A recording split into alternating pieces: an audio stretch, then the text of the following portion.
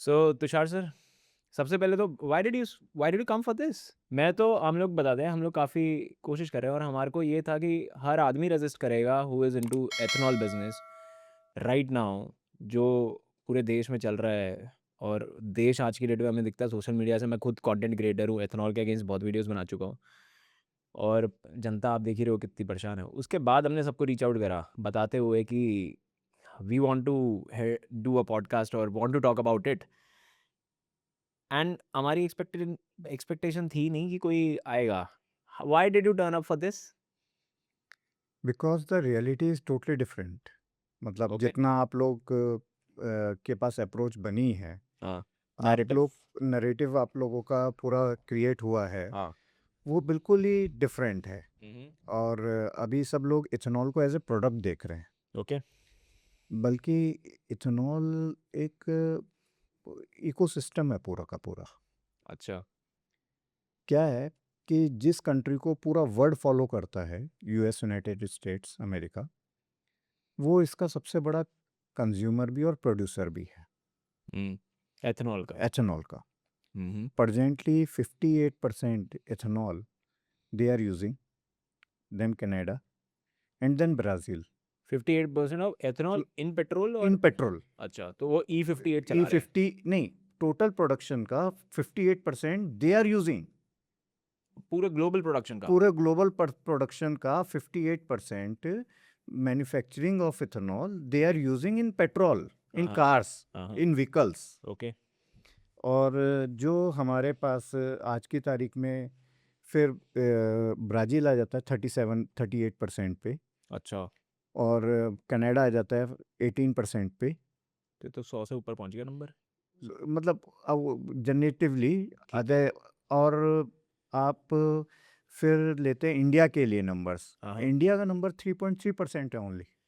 Because we have recently started it. Yes. Okay. और मतलब 3.3 में इतना बड़ा हंगामा बन चुका है सरकार के लिए। एक बड़ा जिसे कहना चाहिए ऑब्स्ट्रक्शन आ चुका है। लोग नितिन गडकरी जी को दबा के गालियां दे रहे हैं, कोई हाँ। कुछ कह रहा है, कोई कुछ कह रहा है, लेकिन एक्चुअल रियलिटी किसी को नहीं पता। ओके। प्रेजेंट सिनेरियो में गवर्नमेंट ने, और मज़े की बात क्या है, ये तब जब 1-1.5 साल इस चीज़ को चलते हुए हो गया था। हम्म। एक 12 मंथ्स का साइकिल हम E20 का कंप्लीट कर चुके हैं। हाँ। उसके बाद आज हम आफ्टर 18 मंथ्स ये इतना हंगामा मचना चालू हुआ इंडिया में, और एकदम ऐसा हो गया कि पता नहीं इथेनॉल ने कितनी गाड़ियों को बीमार कर दिया। और समझ गया। आप आपने क्यों साइन करा? Why did you think? क्योंकि आप एथनॉल मैन्युफैक्चरर हैं, यस। ऐसे ही बोल सकते हैं ना? जी। आप इकलौते तो है नहीं पूरे देश में। नहीं। ना आप कोई सरकार की साइड से आए। हमने वहाँ पे भी रीच आउट करने की जी। कोशिश करी कि प्लीज़ आइए, हम we would want to talk because I am a consumer of petrol, right? जी। और मेरे जैसे बहुत लोग हैं ऑफ कोर्स। जी। और हमें एक तरीके की पीड़ा हो रही है। वो पीड़ा होनी चाहिए नहीं होनी चाहिए मुझे पता नहीं, आज मैं डिस्कस करके करूँगा, लेकिन अभी तक तो हो रही है। जी। इनफैक्ट मैं आपको मेरा पर्सनल केस भी बताऊंगा। जी। But why did you come for this? कि मैं या नहीं, चलो मैं चला जाता हूँ, पॉडकास्ट करूँगा और मैं बात बताऊँगा क्या चल रहा है। ये पहल रीज़न है। एक तो इन्फॉर्मेशन शेयर करना, एक ओके। नॉलेज शेयर करना, जो एक भ्रम लोगों के बीच में एक नैरेटिव बन चुका है, उस चीज़ को अबॉलिश करना, एक नई चीज़ सामने लोगों के रखना कि ज़रूरी क्या है हमारे लिए। हाँ जी। जो मैंने पहले कहा कि एक ethanol is a ecosystem. Hmm. Ethanol is not a product. Hmm. क्या है कि हमारे प्राइम मिनिस्टर ने या वर्ल्ड वाइड जिस चीज़ के लिए इथेनॉल के लिए थॉट प्रोसेस बनाई, एक बार ब्राज़ील जो है country as a country bankrupt होने वाला था। उसका सबसे बड़ा इम्पोर्ट बिल जो था वो पेट्रोलियम का ही इम्पोर्ट बिल था, जैसे आज की तारीख में हमारी कंट्री में 1960s में। 1970s और ओके। 80s के। फिर दोबारा 2003 में भी ऐसा हुआ। ओके। उनके पास सो हाउ क्या नाम कहते हैं, शुगर केन की, गन्ने की बड़ी उत्पादकता थी, और उससे उन्होंने दोबारा से इथेनॉल के अंदर रिवॉल्यूशन करा, और देखा कि हम इंपोर्ट बिल कम करते के साथ ब्राज़ील की बैंकरप्सी रुक गई, और हम्म। ब्राज़ील अपने आप में एक दोबारा से डेवलपिंग कंट्री से डेवलपमेंट की तरफ आगे बढ़ा, हम्म। और सिर्फ इथेनॉल की एक सिंगल प्रोडक्ट की वजह से। That's why everyone is speaking about the Brazil. हर कोई बात ही इथेनॉल की अगर करता है तो हम्म। ब्राज़ील की बात करता है। हाँ। और जब इतना बड़ा कंट्रीब्यूशन किसी एक सिंगल प्रोडक्ट का बन जाता है तो वो सिंगल प्रोडक्ट नहीं रहता, उसके चारों तरफ एक इकोसिस्टम होता है। वो क्या चीज़ होनी चाहिए और क्या चीज़ नहीं होनी चाहिए, हमें इसको बेसिकली समझना चाहिए कि हमारे लिए ये क्यों ज़रूरी है और क्या ऐसी बात है जिसकी वजह से हम इसे डिफेम करने की जगह इसको प्रमोट करना चाहते हैं। ओके। पहला चीज़ क्या है कि हमारे प्राइम मिनिस्टर का, मोदी जी का, एक मैं उनका मतलब एज ए पॉलिटिकल नहीं, एक उनकी खुद की विल पावर के ऊपर ओके। उनका फ़ैन हूँ। ठीक है। और फ़ैन के बतौर उन्होंने जो एक पूरा इकोसिस्टम जनरेट करा, हाँ। उस बात को आपके सामने रखना चाहता हूँ। ठीक है। सबसे पहले उन्होंने इसको कॉन्सेप्ट को क्रिएट करा, फार्मर टू फैक्ट्री, किसान से कारखाने तक। अच्छा। कि हमारे यहाँ बहुत सारी फसलें होती हैं, किसान 10-20 हज़ार रुपये कमाता है जी। और बेचारा गरीब रह जाता है। फिर से वही फार्मर्स के ऊपर गवर्नमेंट को अगेन पैसा इन्वेस्ट करना पड़ता है। ठीक है। उन फसलों का उसको उचित दाम नहीं मिलता। ठीक है।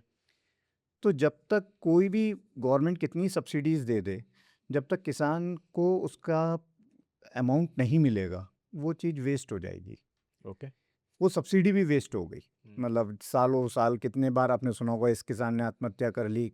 पिछले 10 सालों में आपने ये बहुत कम सुना होगा कि किसानों ने आत्महत्या करी। अच्छा। एक आप पूरा निकालिएगा, 2014 से पहले ये बहुत बड़ा नैरेटिव था कि किसान आत्महत्या कर रहे हैं हाँ। किसी भी वजह से। लेकिन 2014 के बाद से आपको ये क्लियरिटी मिलेगी, किसानों ने आत्महत्या नहीं करी है, किसानों ने इनकम करी है। ऐसा है। यस। ओके। कोई एक आध केस तो मैं नहीं कहता, लेकिन नहीं, मेजॉरिटी मतलब नहीं। डेटा पॉइंट ऑफ व्यू से मैं डेटा बोल रहा पॉइंट हूँ। ऑफ व्यू से आप कह रहे हो डेटा में इम्प्रूवमेंट आई है? Yes, everywhere everywhere. ओके। आप अगर इस चीज़ को खुद से देखेंगे तो आपको नज़र आएगा कि किसानों के आत्महत्या का, या किसानों की, क्योंकि उनके पास अर्निंग पोटेंशियल नहीं था। हाँ। लोन लेते थे, खेती करते थे, फसल किसी खराब हो फसल जाती खराब हो थी, जाती थी, आज भी फिर होती है लोन वो। भी नहीं दे पाते थे। हाँ। होती आज भी है, लेकिन हाँ। आज उसके मोड ऑफ ऑपरेटिव चेंज हो गए हैं। फसल कम होती है लेकिन वो कॉमर्शियल क्रॉप हो गई है। हाँ। अब जैसे मेज है, ये मक्का जिसे हम लोग कहते हैं, इसे हमारे यहाँ देश में उगाना पसंद नहीं करते थे, हाँ। कौन? कॉर्न को। ओके। कॉर्न को उगाने से पहले 10 चीज़ें देखी गई कि साहब कॉर्न 12-15 रुपए में बिक रहा है हाँ। और हमें नहीं मिल पा रहा है, ऐसा नहीं हो पा रहा है। जी। तो कॉर्न की जब फसल उगना चालू हुई, जब इथेनॉल बनना चालू हुआ, तो सबसे पहले कॉर्न को देखा गया। कॉर्न अभी तक क्या होता था, एक बहुत लिमिटेड यूज़ में होता था ओके। कि कभी बहुत थोड़ा बहुत आटे के लिए हो गया, पंजाब साइड में उस तरीके से यूज़ होता था। और बाकी में हमारे कैटल्स को, जानवरों को, या जितने भी हमारी गाय भैंस और ये सारी चीज़ें हैं, उनको खाना खिलाने में, उनके प्रोटीन के लिए इस्तेमाल किया जाता था। अदरवाइज बहुत बड़ी कॉमर्शियल क्रॉप नहीं थी कॉर्न, जी। 2018-19 तक। ओके। जैसे ही इथेनॉल आया, स्टोरी चेंज। कॉर्न के सिरप बनने लग गए, कॉर्न का ग्लूकोज बनने लग गया, कॉर्न का स्टार्च बनने लग गया, कॉर्न का इथेनॉल बनने लग गया। हाँ। कॉर्न की क्रॉप आज की तारीख में 50 से 55 हज़ार रुपये पर एकड़ की इनकम देती है अच्छा। किसान को, ठीक और है। जबकि देख रेख में सबसे फ्री है। अच्छा, मतलब मेंटेनेंस कम है उसका। बहुत ज़्यादा कम मेंटेनेंस है। उससे पहले किसान क्या कर रहा था? कौन से पहले सेम से- पैसा नहीं बन रहा था नहीं उसे? बना पा रहा बन था ही नहीं रहा था। उसे, मतलब वो और फसलों की तरफ ध्यान दे रहा था, राइस की तरफ ध्यान दे रहा था, गेहूं की फसल की तरफ ध्यान दे रहा था, या और अदर आइटम्स की तरफ ध्यान अच्छा। दे रहा था। तो कॉर्न में कुछ अलग था जो राइस या शुगर केन या राइस के साथ एक प्रॉब्लम है कि राइस ज़्यादा उगाते हैं तो राइस से क्या होता है, हमारा जो अंडरग्राउंड वाटर होता है हाँ। वो ख़त्म हो जाता है। हाँ। अंडरग्राउंड वाटर की शॉर्टेज हो जाती है। 1 करेक्ट। किलो चावल को आपको बनाने के लिए हाँ। 2500 से लेके 4000 लीटर हाँ। पानी पानी लगता है। लगता है। इसी वजह से हमारी कंट्री में बरसातों में ही चावल को उगाया जाता है, कि हमारी किसी ग्राउंड वजह वाटर से यूज ग्राउंड ना हो। वाटर की शॉर्टेज ना हो। ओके।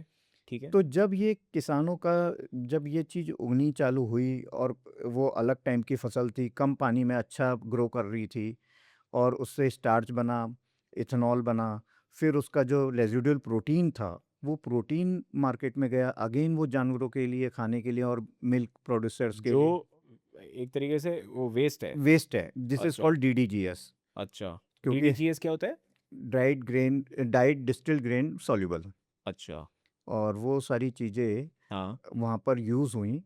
तो इसका इम्पैक्ट ये गया कि एक मतलब पूरे इकोसिस्टम में एक तो किसान को पैसा मिला, हुँ, दूसरा हमारा इम्पोर्ट बिल 20% से कम हुआ, ठीक 2 है। लाख करोड़ हमने सेव करा लास्ट ईयर ऑन पट प ऑयल। ऑयल। अच्छा, तीसरा क्या हुआ कि हमारे यहाँ मिल्क का क्वालिटी सुधरा, मिल्क का। मिल्क का, क्योंकि जब हमारे कैटल्स अच्छा, ने वो प्रोटीन डीडीजीएस। डीडीजीएस खाया तो उससे क्या हुआ, प्रोटीन अच्छा गया उनकी बॉडी में, और मिल्क का प्रोडक्शन बढ़ा, उनके खुद में सेल्फ जनरेशन हुई, गायों ने और भैंसों ने अच्छा मिल्क प्रोड्यूस करा, हुँ, और उस मिल्क प्रोडक्शन का पूरा उनके मतलब दवाइयाँ कम लगी, लोगों ने डॉक्टर्स को कम अप्रोच करा। अच्छा। तो एक साइक्लिक चेन, पूरी साइकिल चेन बनी जिसने पूरे एटमॉस्फेयर को, पूरे इकोसिस्टम को डेवलप करा, एकमात्र ओके। इथेनॉल ने।